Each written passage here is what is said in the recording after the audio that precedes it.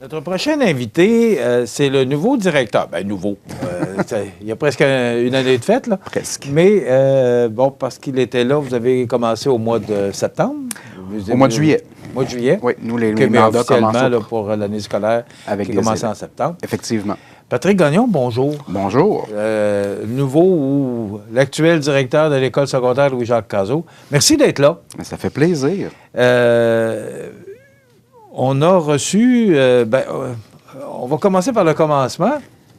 Michel Lamarche, qui est un ex-professeur de l'école polyvalente, parce qu'il est plus dans le temps de la polyvalente, était venu nous rencontrer parce qu'il faisait des démarches pour trouver, pour donner un nouveau nom à la piste d'athlétisme. Et il suggérait Denis Boulay, qui a été professeur à la polyvalente lui aussi. Et pour tous les efforts que Denis, le bénévolat, tout ce que Denis Boulay en sa carrière. Bon, il a fait des démarches auprès de vous pour voir si c'était possible, si c'était dans les cartons de l'école Cazot. Il y a des démarches. Et là, maintenant, on a embarqué dans un processus. Parce que c'était pas dans vos plans. Bien, c'est pas dans nos plans, c'est parce que dans les plans, bon, la piste d'athlétisme a été restaurée. Mis à jour. Ensuite, bien, c'est sûr que mon prédécesseur, M. Pouliot, devait, lui, faire tout le montage financier, arranger tout ça, ficeler. Avec mon arrivée, c'est sûr qu'on devait avancer puis voir à officialiser cette piste d'athlétisme-là. Donc, c'est quand même un gros investissement pour la région et on devait, veux pas, c'est une infrastructure qui est là. Quand on regarde toutes les infrastructures, porte un nom de compagnie ou un nom de personne. Donc, on était rendu là. Est-ce que c'était dans les cartons, Patrick, de donner un nom à la piste d'athlétisme pour vous autres? Pour nous, moi, j'arrivais, comme je dis, 1er juillet 2022. La prise de possession des dossiers, c'est sûr que dans le transfert avec M. Pouliot, c'était à venir. C'était à venir. Donc, moi, en arrivant, on m'a dit, bon, on y va, on fonce. C'est certain qu'on avait eu le vent des démarches de M. Lamarche. Donc, mais en même temps, on se devait d'embarquer dans un processus, comme vous venez de dire, parce que maintenant, nous, on gère les fonds publics, on est une institution publique, donc qui relève du Centre de services scolaires, qui relève du ministère de l'Éducation. Donc, on n'est plus des écoles autonome. Donc, on doit répondre de certaines règles. Donc, dans le processus, nous, on s'est basé sur la politique que notre centre de service a pour la nomination d'établissements ou d'infrastructures. Donc, c'est un processus qui se veut le plus objectif et le plus neutre possible pour offrir à la plus grande partie de la population de s'exprimer. Donc, c'est pour ça que d'octobre à novembre, du 3 octobre au 30 novembre, on a procédé justement à l'appel de la population. Le processus, c'est ça que vous allez nous expliquer. Là, il y a une marche à suivre. Il y a une marche à suivre parce que, premièrement, je dois expliquer que moi, comme direction, j'ai pas plein pouvoir non plus. Comme je disais tantôt, on gère en 2023. En 2023, donc on n'est plus comme en 1983 non plus. Donc, il y a des redditions de comptes. L'ancien prof d'histoire en moi dirait « le passé explique le présent, mais on oriente le futur ». Donc, heureuse, peut-être dans 2043, la gestion sera différente et je le souhaite aussi pour faire face aux réalités de ce moment-là. Donc, le processus, effectivement, il a commencé par une consultation publique. La consultation publique du 3 octobre au 30 novembre, ça peut paraître long, mais on se doit, dans un processus comme ça, de faire appel à la population au plus grand nombre possible et de laisser le temps aux gens de réfléchir. Donc, de ce processus-là, on a eu environ 75 personnes qui se sont manifestées. OK? 75 personnes, ça veut dire qu'on a environ une dizaine de noms différents, parce que vous ne voyez pas, il y a des doublons.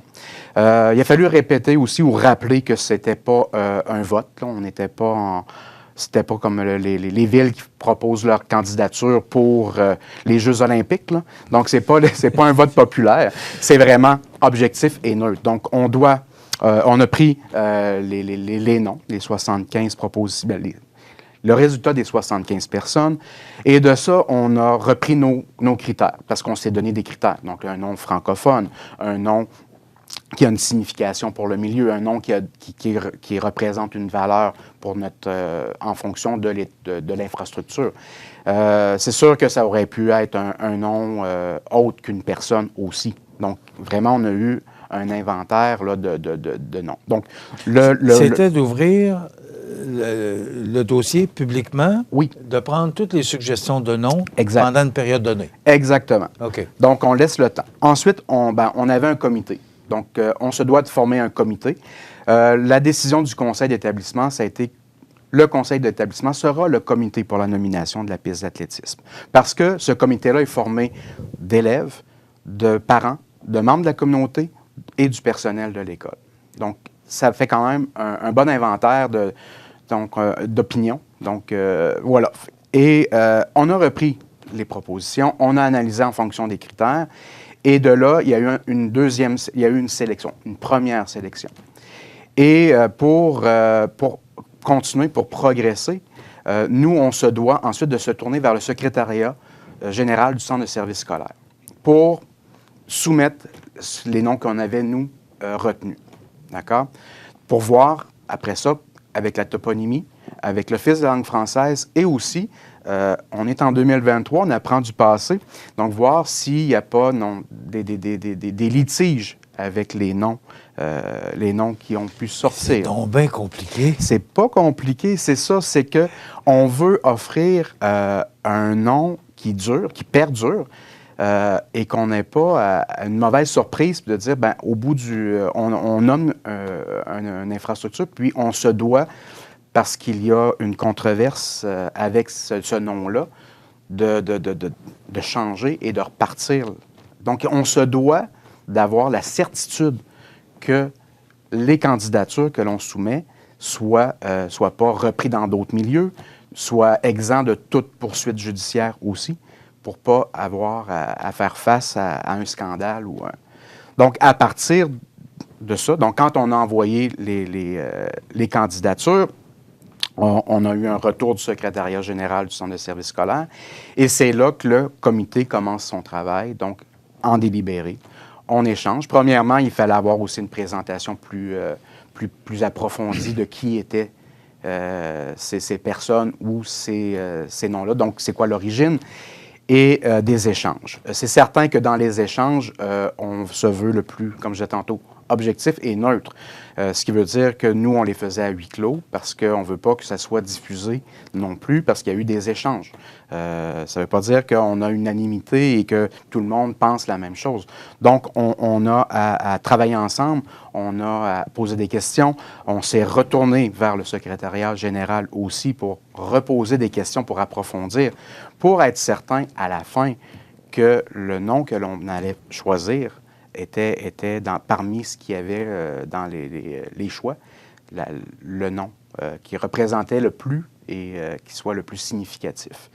C'est certain qu'il y a des personnes qui ont des certitudes. Toutes les personnes qui ont remis une candidature avaient une certitude que c'était le meilleur nom. Sûr.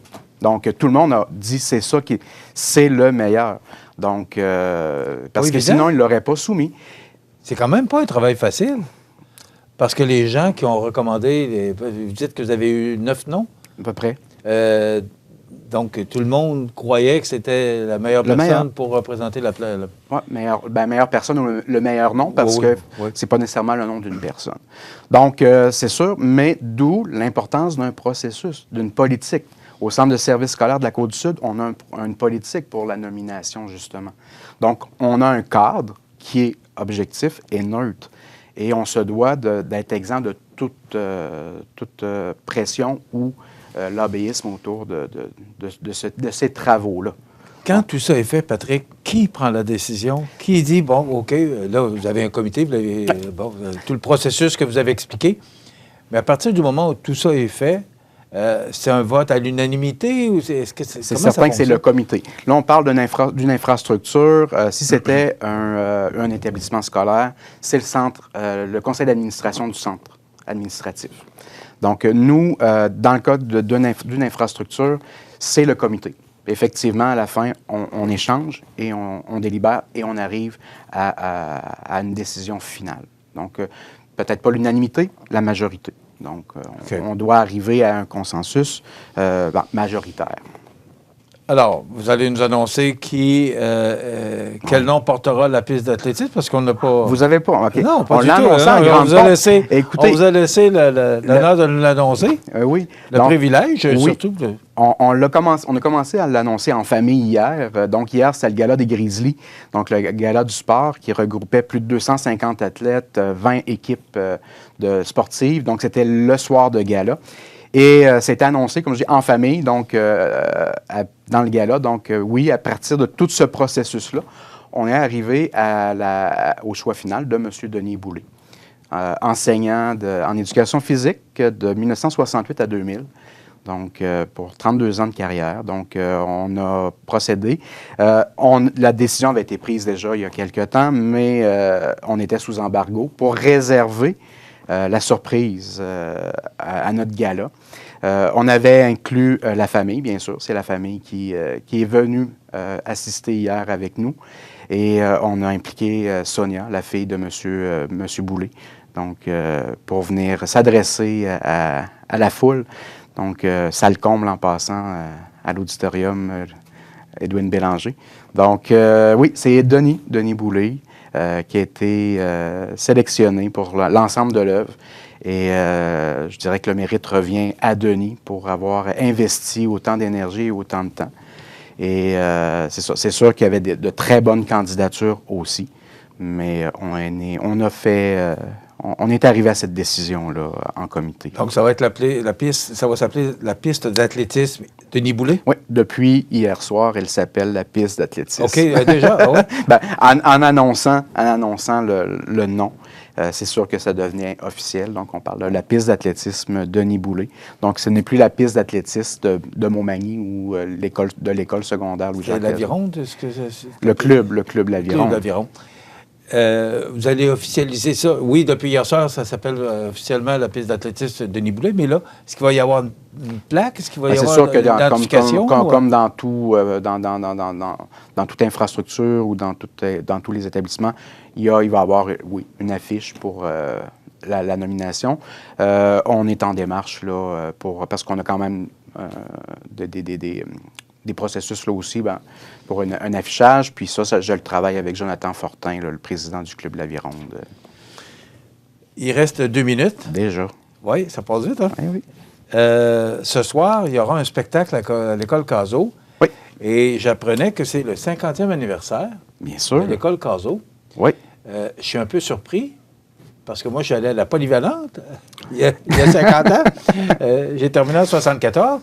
Donc, c'est le 50e de la Polyvalente. Ce n'est pas le 50e de l'école Cazot. Effectivement, il y a comme une évolution.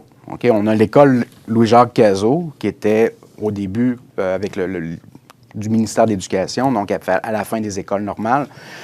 Est arrivé ensuite les Polyvalentes 73-74. Donc, ce soir, cette année et l'an prochain plus activement, on souligne le 50e de l'école polyvalente Louis-Jacques Cazot, qui est devenue dans les années 2000 une école secondaire lorsque la formation professionnelle est devenue une entité.